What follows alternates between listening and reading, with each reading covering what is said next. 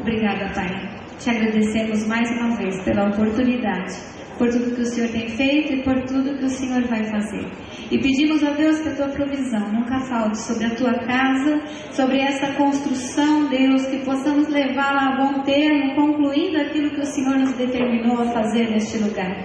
Que o Senhor multiplique todo o recurso que tem entrado nessa casa. Que o Senhor nos dê bons negócios, ó Deus, para que todo aquele recurso possa ser muito bem usado, Senhor. E que o Senhor abençoe cada vez mais a casa dos Seus filhos, dando-lhes a provisão necessária. Em nome de Jesus. Amém, Senhor.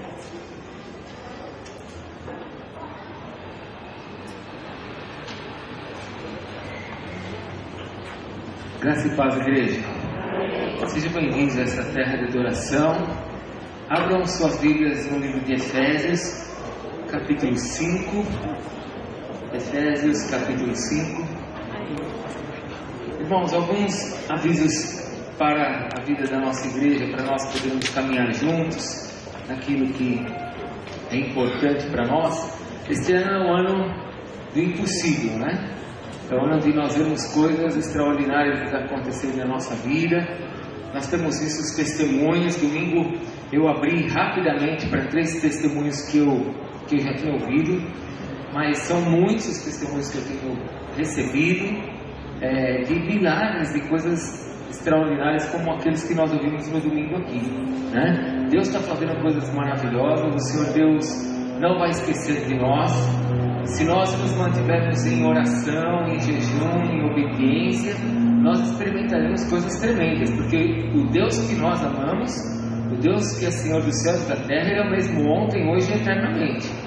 Então, se nós nos posicionarmos dentro dEle com humildade, amando acima de todas as coisas, nós experimentaremos coisas tremendas.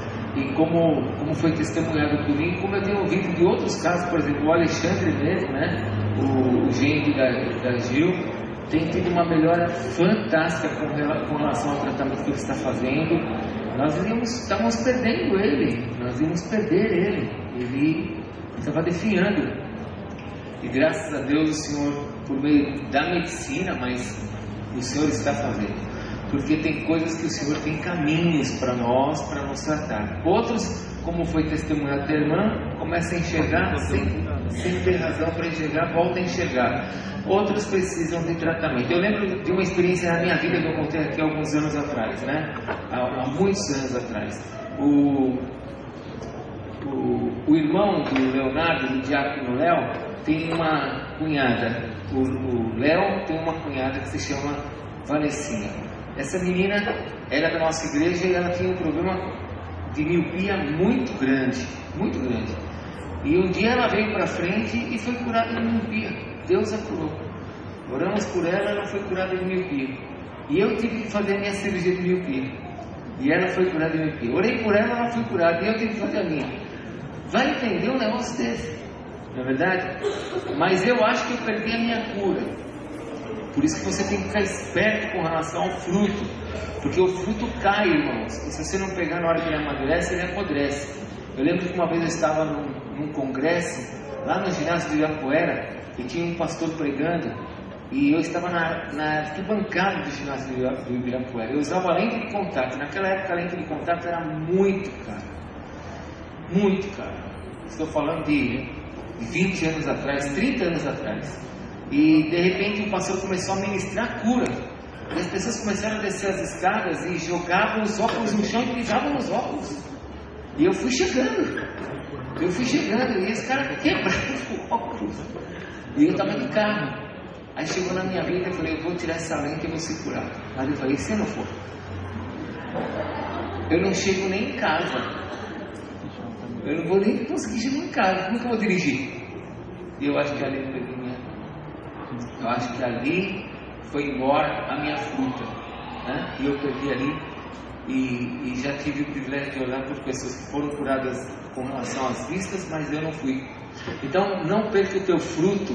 Não perca o teu fruto, né? Não perca aquilo que Deus está colocando na sua vida.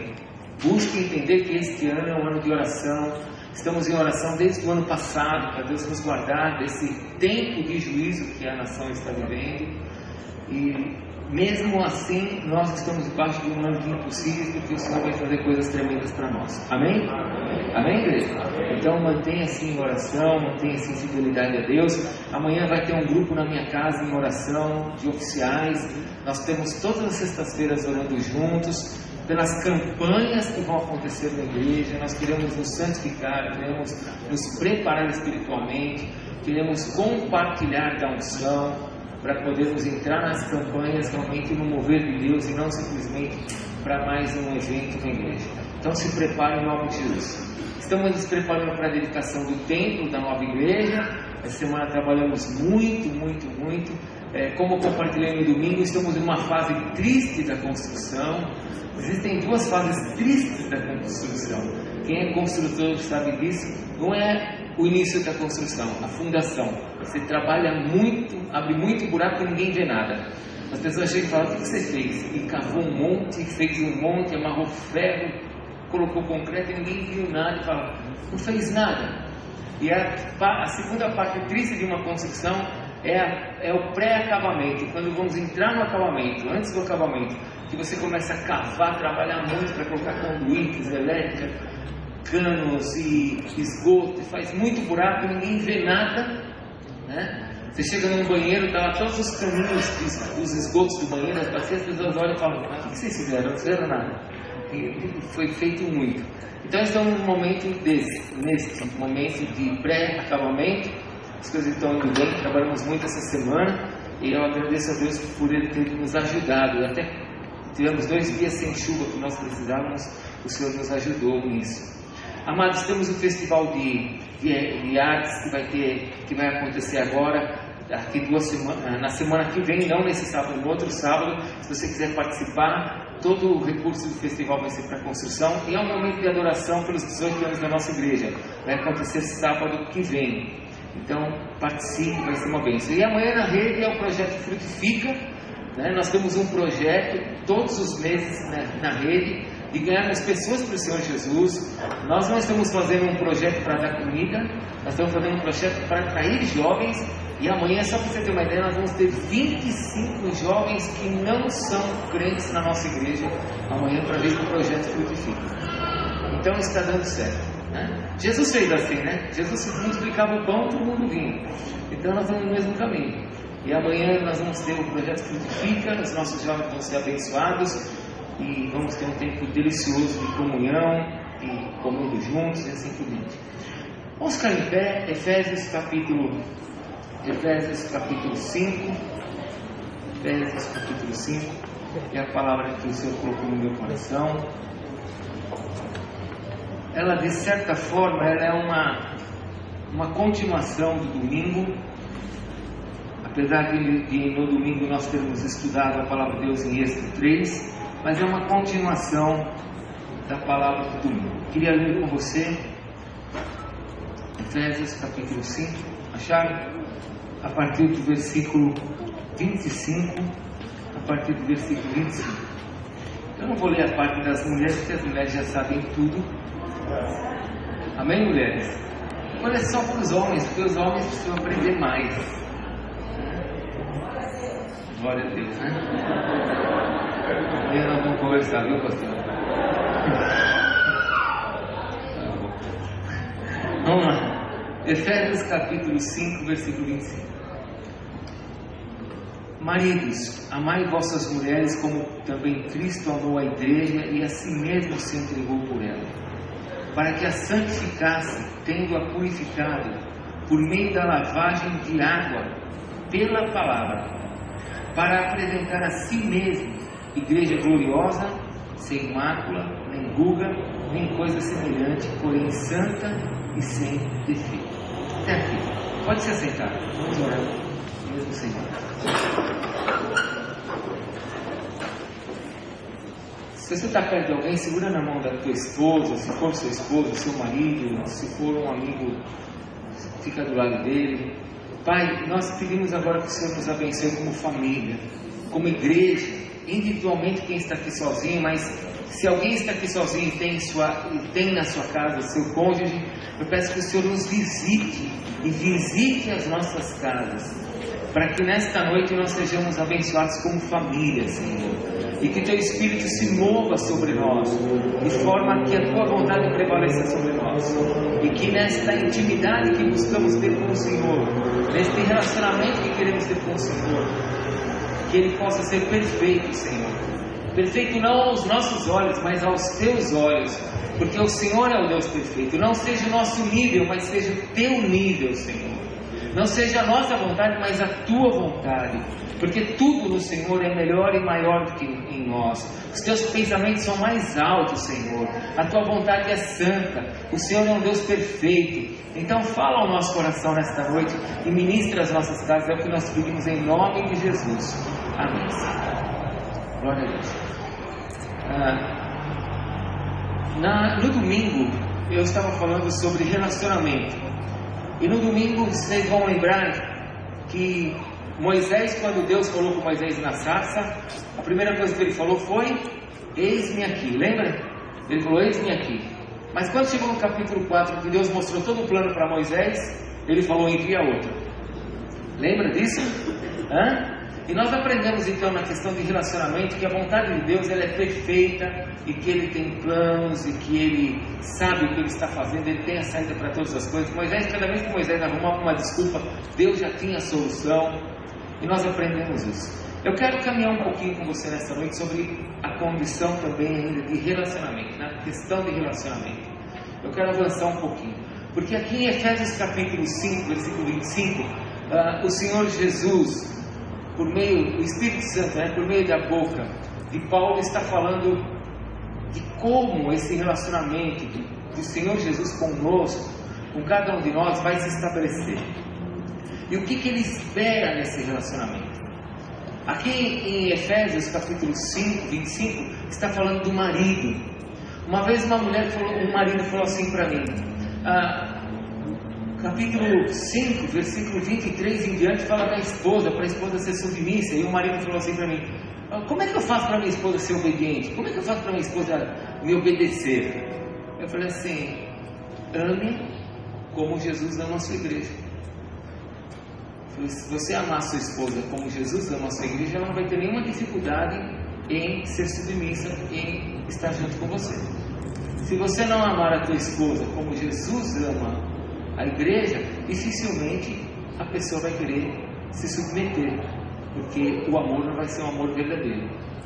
E aqui em Efésios, o apóstolo Paulo, então, ele fala da condição do marido e da igreja como sendo a noiva do Senhor Jesus e Cristo sendo noivo. E ele diz então desse relacionamento, de como isso tem que andar, como é que isso acontece. Então, quando nós falamos em relacionar com Deus, de nos relacionarmos com Deus, nós sempre falamos: eis aqui, Senhor, eu estou aqui, eis-me aqui, usa a minha vida. Mas quando Deus começa a mostrar o seu plano, muitas vezes nós definhamos, nós fracassamos, porque nós não queremos o plano de Deus muitas vezes para a nossa vida, nós queremos a nossa vontade e não a vontade de Deus. Muitas vezes nós queremos que as coisas aconteçam do nosso jeito, não a forma como Deus faz. Eu acabei de falar para vocês da questão da cura. Às vezes nós queremos que Deus faça de um jeito e Deus tem outro caminho para nós. Mas Ele sempre terá um caminho perfeito para nós.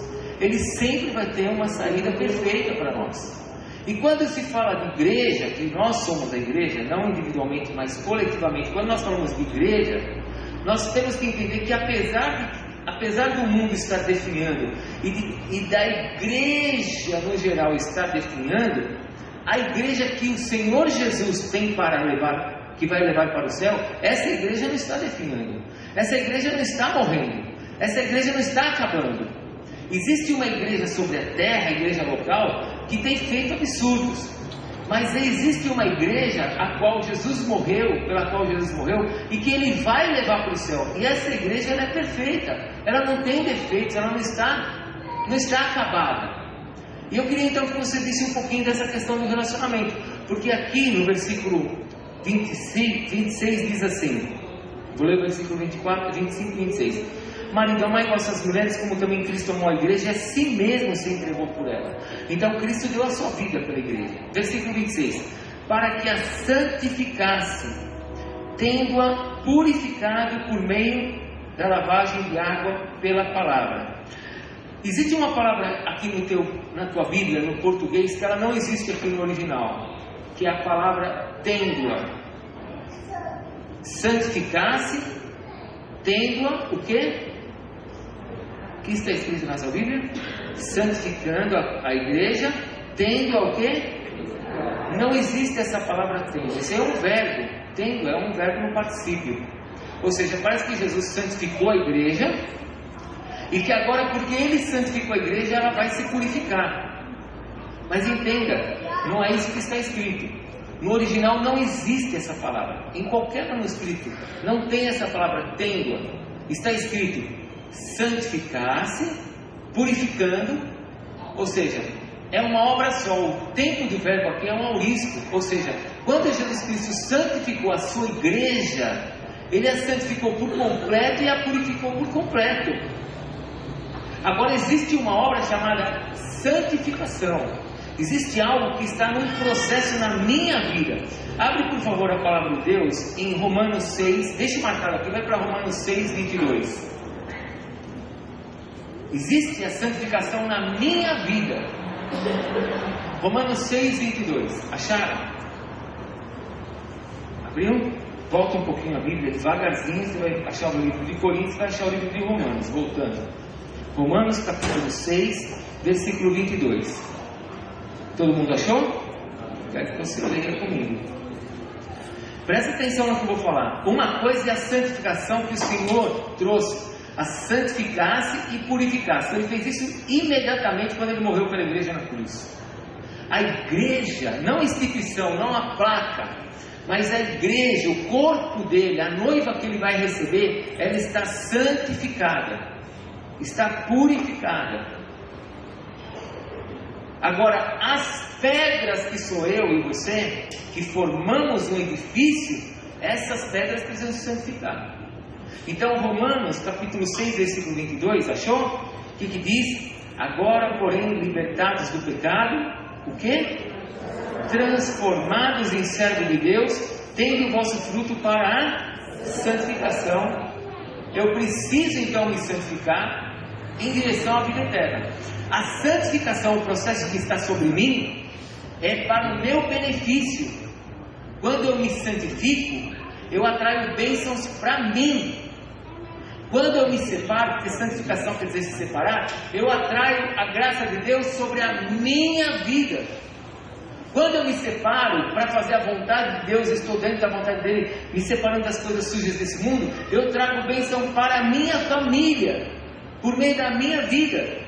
Mas a igreja, a instituição, a igreja corpo, essa igreja foi santificada e purificada por Jesus na cruz. Abra a Bíblia, você está em Romanos? Agora vamos para frente. 1 Tessalonicenses, vai virando a página devagarzinho, você vai passar por Gálatas, Efésios, Filipenses, Colossenses. 1 Tessalonicenses, capítulo 4. Santificação, irmãos, quando se fala de pessoa, é para nossa para a bênção sobre a nossa vida. Eu me santifico para ser abençoado. Mas a igreja pela qual Jesus morreu, Ele já a santificou. Ele já a santificou e já purificou. Por isso que existe uma teologia meia louca, onde as pessoas não sabem olhar um pouquinho mais nos originais, que diz que todo crente agora já é santo e não precisa mais se preocupar com mais nada. Não é isso.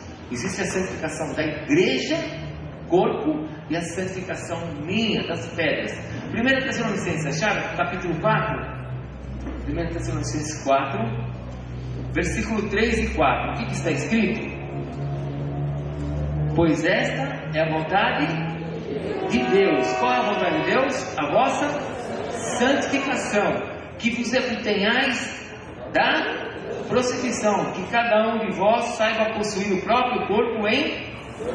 Ou seja, se eu me separo das prostitutas, se eu me santifico das coisas imorais, sujas, perniciosas, se eu me separo da droga, se eu me separo dos vícios, se eu me separo das coisas erradas, se eu me separo do pecado, isso traz bênção sobre a minha vida. Mas sobre a igreja, irmãos, a igreja já foi resolvida pelo Senhor Jesus. Volta lá para Efésios capítulo 5.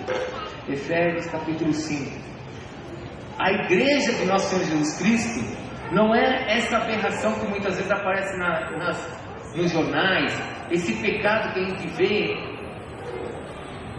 toda hora na vida da igreja, pessoas fazendo coisas erradas, pessoas caindo, pessoas fazendo coisas que são imorais. Aí você fala, nossa, olha o caminho da igreja, a igreja está destruída. A igreja não está destruída.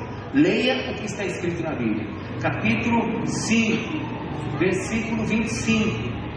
Maridos, amai vossas mulheres como Cristo amou a igreja e se entregou por ela, para que a santificasse de uma vez por todas, purificando por meio da lavagem da água pela palavra. Quando Cristo fez essa obra por nós, Ele fez de uma vez por todas e nos santificou como corpo. Agora, eu quero que você avance um pouquinho. Vamos para o versículo 27, porque é nesse versículo que nós vamos meditar nessa noite. Para apresentar a si mesmo o quê? Igreja gloriosa. O quê?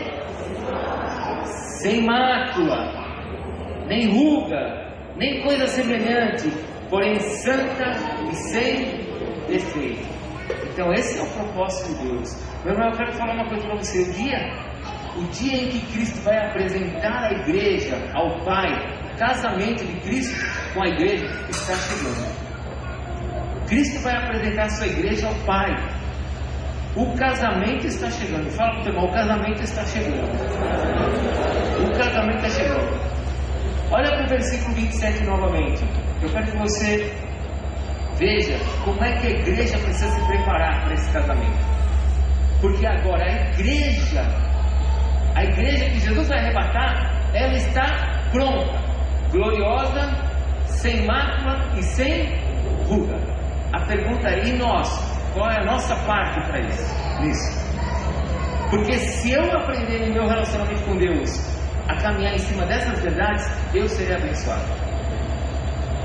Se eu quero ter um relacionamento com Deus, se eu estou falando para Deus assim, eis-me aqui, Senhor, faz a tua obra em mim, você precisa entender que Ele quer uma igreja gloriosa, sem mácula e sem ruga. Fale comigo, gloriosa, sem mácula e sem ruga. Essa é a igreja que Ele vai receber nos céus.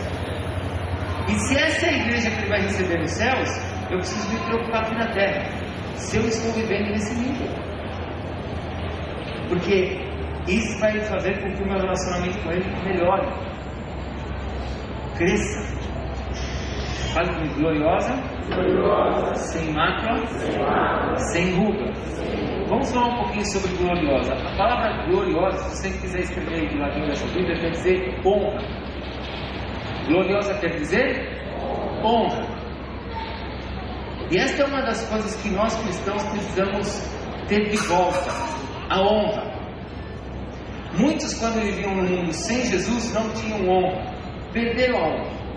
Perderam a honra do nome, perderam a honra do casamento, perderam a honra da vida pessoal. Só que honra é uma das coisas que o Senhor tem para a sua igreja. Uma igreja gloriosa, uma igreja de honra. Então no meu processo do encontro com Jesus, porque o casamento está chegando, fala para o teu irmão, o casamento está chegando. Meu irmão, nós não sabemos a data dos casamentos. Geralmente todo casamento tem uma data, tem um convite, né, moça? Todo casamento tem uma data, tem um convite. O casamento chega, os nossos chegam. O de Jesus também vai chegar, só que não tem data. Nós não sabemos a data. Mas Ele já preparou a igreja. E o casamento está chegando. E quando chegar, Ele vai apresentar para o Pai uma igreja gloriosa. Então, no nosso relacionamento com Deus, nós temos que nos preocupar com a questão da honra. Porque Ele quer que a igreja tenha honra. A igreja precisa se preocupar com isso. Abra a sua Bíblia, por favor, em Provérbios capítulo 13. Você sabe que uma das coisas que o diabo mais fez sobre a terra, porque ele é o pai desse assunto, o diabo mais trabalhou na terra a questão da mentira. Jesus falou que ele é o pai da mentira, porque ele foi o primeiro a levar uma mentira no jardim e enganou Eva. Então ele é o pai da mentira, ele criou a mentira e desenvolveu a mentira, e ele tem uma capacidade de mentir tremenda. A mentira, irmãos, a mentira é algo que o diabo ensinou e que a maioria das pessoas viveram nela. E o pior, que alguns crentes continuam vivendo nela. Já é convertido, mas continua mentindo. Só que a palavra de Deus em Provérbios capítulo 13, versículo 5 diz assim: o justo aborrece a palavra da mentira, mas o perverso faz vergonha e se desonra. O perverso continua mentindo. O perverso continua mentindo, fazendo a vergonha, trazendo a vergonha. Porque não existe coisa pior, irmãos, do que quando uma pessoa mente e ela é descoberta. Ela passa uma vergonha tremenda. Sim ou não? Sim ou não? Todos nós já mentimos. Duvido que alguém nunca tenha mentido. E quando alguém descobre a mentira, é como se a casa tivesse caído. É uma vergonha tremenda. Então o mentiroso tem de todas as formas que ele nunca seja descoberto. E eu lembro que quando eu não era crente, eu era muito mentiroso. Aí você começa a usar. Você começa a ver quando uma pessoa é mentirosa, quando ela começa a invocar tudo que está à sua volta, né? Eu juro que eu estou falando a verdade. Eu juro por Deus que eu estou falando a verdade. O cara, quando é mentiroso, ele começa a invocar todo mundo, a trazer todo mundo para perto, para tentar dizer que ele está certo. A pessoa que fala a verdade não precisa disso. Se ela falar a verdade, pronto, todo mundo sabe que ela fala a verdade. Não precisa trazer ninguém para perto. Só que o diabo trabalhou a questão da mentira no meio das pessoas. E nós temos um monte de crente que está indo para o céu, mas continua vivendo em desonra, falando mentira, acreditando às vezes na própria mentira. 2 Timóteo, abra lá por favor. 2 Timóteo capítulo 2. 2 Timóteo capítulo 2, versículo 20. Jesus disse: seja a sua palavra sim, sim, não, não. O que passar disso vem do maligno. Seja a sua palavra sim, sim, não, não. O que passar disso vem do maligno. Não existe mentirinha. Existe acordos com o maligno. Quando eu não falo a verdade, eu estou fazendo acordos com Satanás. E se alguém descobrir, vem a vergonha, e não a honra. E não a honra. 2 Timóteo, capítulo 2, versículo 20. Ora, numa casa não há somente utensílios de ouro e de prata, há também de madeira e de barro, alguns para a honra e outros, porém, para Desonra. Versículo 21. Assim, pois, se alguém a si mesmo se purifica destes erros, será utensílio para a honra, santificado e útil ao seu possuidor. O possuidor é o Senhor, estando preparados para toda boa obra. Meu irmão, o casamento vai acontecer. A qualquer momento vai ter o casamento. Cristo já preparou a igreja. E eu tenho que me preparar e buscar honra para a minha vida. Em falar a verdade, em santificar a minha vida de forma que as pessoas possam olhar e ter prazer em mim. Eu tenho que ter uma vida de credibilidade. Eu tenho que atrair as pessoas por meio da honra.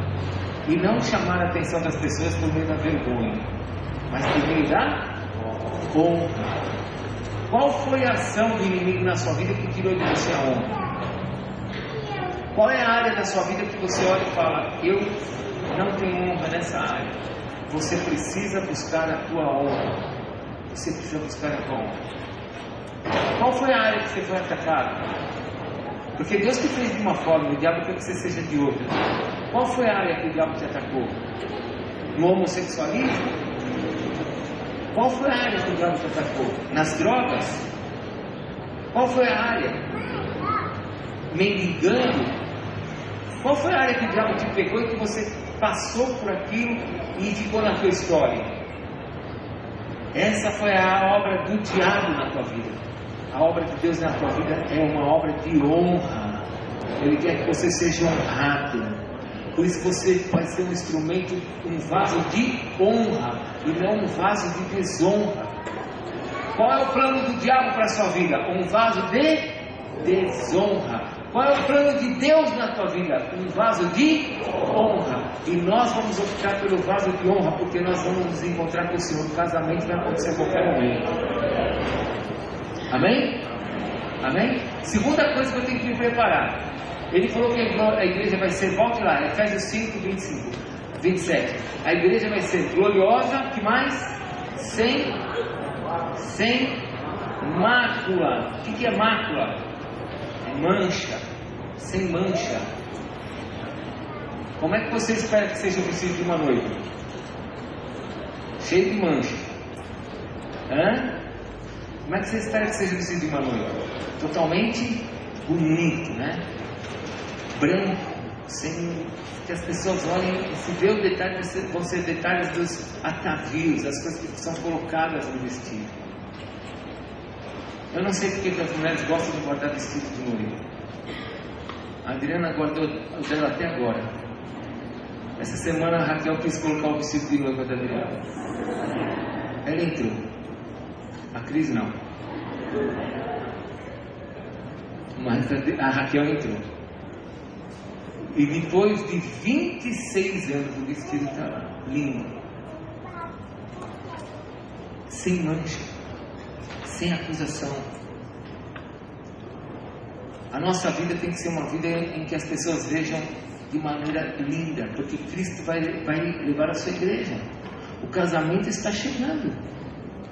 E eu, no meu relacionamento com o Senhor, preciso me preparar de forma que a minha vida seja uma vida sem mácula. Sem mácula. Deixa eu falar uma coisa para vocês que eu aprendi com o tempo. Quando a gente é jovem, a gente não sabe disso, né, Wagner? Tem coisa que a gente vai aprendendo com o tempo, né, Rodrigo? Você vai, com essas suas entradas, eu sei que você já tem muita experiência na vida. Tem coisa que a gente aprende só com o tempo. Quando a gente é jovem, a gente não acredita nisso. Mas eu vou falar uma coisa para vocês. É muito melhor viver uma vida correta do que a vida errada. A vida de maneira correta traz muito mais benefícios. Mas quando nós somos jovens, nós optamos pelos riscos e achamos que certas coisas vão dar certo, mesmo sabendo que elas estão erradas. E chega lá na frente, a única coisa que traz é um monte de sujeira sobre a vida. A vida é toda marcada, toda suja. Só que eu quero te dar uma boa notícia. Eu não falei para você que Efésios capítulo 5, versículo 26, Jesus Cristo já preparou a sua igreja, e a sua igreja é santa e pura diante dos seus olhos? Amém? Então olhe Romanos capítulo 8. Romanos capítulo 8. Versículo 33. Romanos 8, 33. As manchas, elas geram acusações. Eu estava uma vez fazendo um aconselhamento, e quando você aconselha pessoas que têm acusações nas suas vidas, o Senhor Jesus, uma vez os discípulos, os fariseus chegaram para Jesus, você está nos acusando? Jesus falou assim: eu não estou acusando vocês. Jesus falou em João, não me lembro a passagem, eu não estou acusando vocês, quem acusa vocês é Moisés, porque ele escreveu e vocês não estão praticando. Então, quando nós quebramos os princípios da palavra de Deus, vem acusação sobre nós. E pessoas que estão debaixo de acusação, irmãos, elas não são livres. Pessoas que estão debaixo de acusação, elas sempre vivem uma paranoia. A paranoia de que tudo que você fala é para ela. Você já viu pessoas assim? Você fala alguma coisa, você está dando alguma indireta para mim agora? Que indireta? O que eu estou falando? Não, eu sei que você está falando é porque eu fiz aquilo lá. Não estou falando, nem sabia que você fez aquilo lá. Mas pessoas que se sentem acusadas, elas vivem a paranoia de que tudo é com relação a ela, porque ela se sente culpada. Romanos capítulo 8, versículo 33 em diante. Quem intentará acusação contra os eleitos de Deus? É Deus quem os justifica. Quem os condenará? É Cristo Jesus quem morreu, ou antes, quem ressuscitou, o qual está à direita de Deus e também intercede por nós. Quem nos separará do amor de Cristo? Será tribulação, ou angústia, ou perseguições, ou fome, ou nudez, ou perigo, ou espada? Como está escrito: por amor de ti somos entregues à morte o dia todo, fomos considerados como ovelhas para o matador. Em todas estas coisas, porém, somos mais do que vencedores por meio daquele que nos amou. Porque eu estou bem certo de que nem morte, nem vida, nem anjos, nem principados, nem coisas do presente, nem do porvir, nem poderes, nem altura, nem profundidades, nem qualquer outra criatura poderá nos separar do amor de Deus que está em Cristo Jesus nosso Senhor. Se eu sou nascido de novo, eu não tenho acusação sobre a minha vida. Eu não posso ter mancha. Eu não posso gerar acusação, porque as do passado, Jesus Cristo já resolveu por mim, Ele já me perdoou. E eu tenho que viver então em liberdade, acreditando no que nesse tempo novo, de novo nascimento, de uma vida nova. O que eu fiz no passado, Jesus já morreu por mim, já me perdoou. E quando Ele encontrar sua noiva lá no céu, Ele vai encontrar uma igreja gloriosa, sem mancha. Então eu nessa terra tenho que trabalhar a minha vida de forma a ter honra e não produzir vergonhas. Mas tem a última coisa. Efésios 5, 27 diz que a igreja será gloriosa, sem mancha, sem mácula e sem ruga. Sem ruga. Ô Miri, você que manja de ruga. Não. O que é uma ruga? As mulheres amam ruga, não amam? Não. O que é a ruga? Me ajude, o que é uma ruga? É uma marca, mas vamos lá, vamos falar a verdade. O que é uma ruga? É um sinal de velhice. É um sinal de que a coisa está ficando pior. Sim ou não? Sim. As rugas começam a mostrar que o negócio está piorando. Sim ou não? Como é que está a igreja hoje? Não está nem enrugada, mas já está sanfonada já.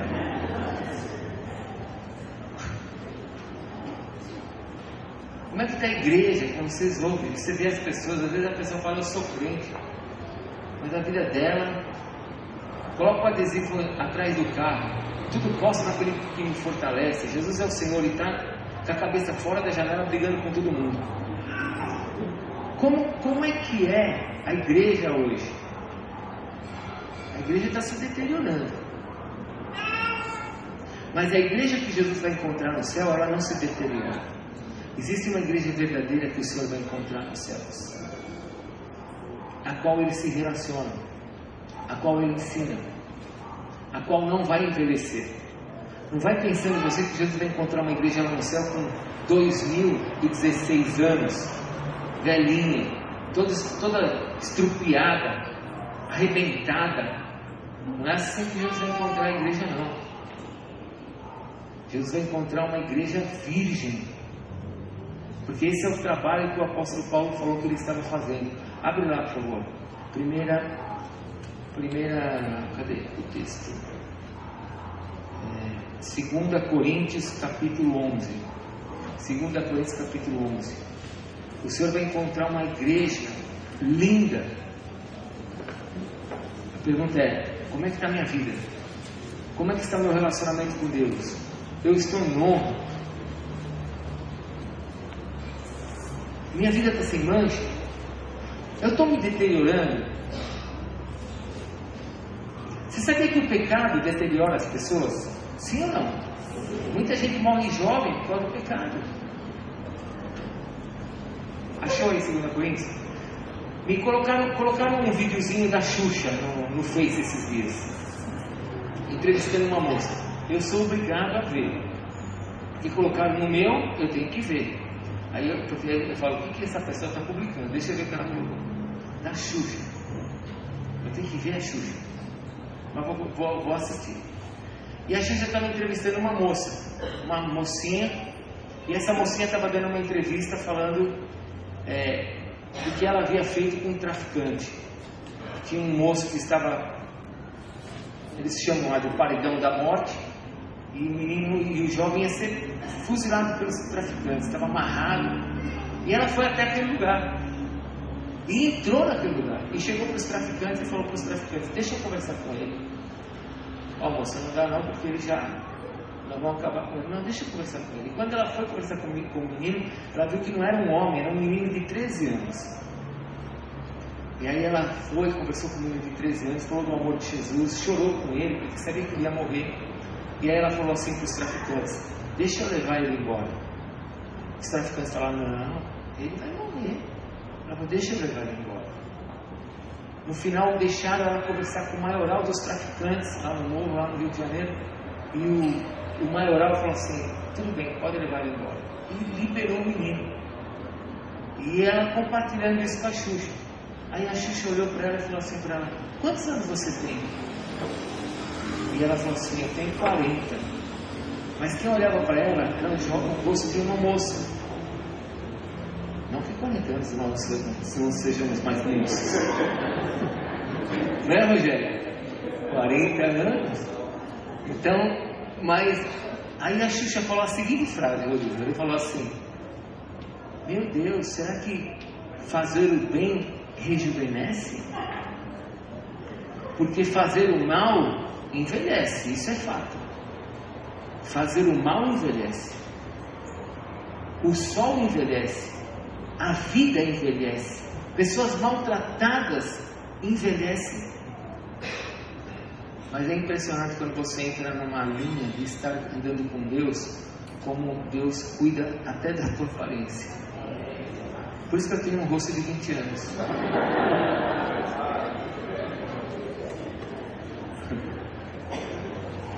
Não é não. Porque se fosse pela minha natureza, acho que eu apareceria uns 100 anos. É a misericórdia de Deus. Sem rugas. 2 Coríntios capítulo 11 nos mostra o perigo. Versículo 2: porque zelo por vós com zelo de Deus, visto que vos tenho preparado para vos apresentar como virgem pura a um só esposo, que é Cristo. Mas oração coordenativa, né? Mas receio que, assim como a serpente enganou a Eva com a sua astúcia, assim também seja corrompida a vossa mente, e se aparte da simplicidade e purezas devidas a Cristo. Cristo vai encontrar uma igreja nos céus perfeita, gloriosa, sem mácula e sem ruído. Cristo fez tudo o que Ele tem que fazer pela igreja. E agora, no meu relacionamento com Ele, eu preciso buscar isso. Honra, preciso arrancar as manchas da minha vida, e essas não saem com homo, essas saem com o sangue de Jesus, confessando o pecado e vivendo em santidade. E eu preciso entender que eu não vou destruir a minha vida com este mundo. Eu vou viver os prazeres de Cristo neste mundo, para que Ele me preserve, para que Ele me proteja. Mas existe uma luta. Eu sou a noiva. O diabo enganou Eva. E eu sou a noiva. Então o diabo vai fazer de tudo para me enganar e me tirar da simplicidade do Evangelho. O Evangelho é muito simples, irmãos. O Evangelho é puro, simples. E às vezes eu saio da pureza do Evangelho, da simplicidade, para ficar entrando em níveis de teologia. Não, mas não é assim que Deus disse, é assim que Deus falou. Não, a minha vida, porque eu sou. É menos e mais. Menos e mais. A igreja que Ele vai encontrar no céu. O casamento está chegando, meu irmão. O casamento está chegando. Veja tudo o que está acontecendo no mundo. Tudo está se deteriorando. Sistemas financeiros na Europa. Vocês acham que só o Brasil está passando essa draga toda que nós estamos vivendo? Nós estamos debaixo de juízo. Nós estamos debaixo de juízo. Mas o mundo está debaixo de uma degradação. O poder financeiro do mundo está em bancarrota. O mundo só tem números, não tem mais papel, não tem mais dinheiro. Tudo está sendo preparado para o surgimento do anticristo. Mas, antes dele chegar, a igreja vai casar. Nós vamos casar. Então está chegando. Está chegando. Como é que está o seu relacionamento com Ele? Está buscando a tua honra? Está limpando a sua vida? Está fugindo das coisas que vão te destruir, que vão fazer de você uma pessoa vai se deteriorar? Vamos orar? Vamos clamar por nós nessa noite, porque o Senhor quer ter um relacionamento com você nesse nível. Lembre-se, nós aprendemos isso no domingo. O relacionamento é no nível dele, não é no meu. É como Ele quer, não é como eu quero. Ele é o noivo. Eu sei que quando as pessoas vão casar aqui no Brasil, as noivas dão muito palpite. Elas interferem demais na vida das pessoas.